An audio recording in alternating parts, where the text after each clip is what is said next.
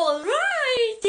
Kaya naman pala, inirevive ng mga DDS at mga kalaban ni PBBM at ni First Lady Lisa Marcos ang issue about the overdose ni Mr. Tantoco dahil, eto, panoorin nyo. But I just wanted to say that it is President Trump who invited President Marcos to this meeting, and probably the first, if I am correct, the first among the ASEAN leaders who have been invited by the President Trump, by the White House.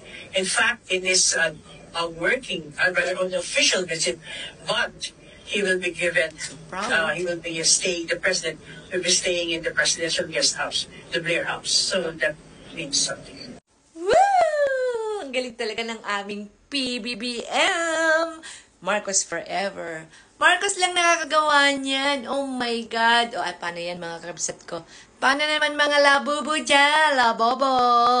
Inggit kayo. Kaya pala pinag-iinitan ninyo, ni-revive ninyo yung bangag or overdose issues. Sige. Good luck na lang sa inyo. Good luck. Okay, babush!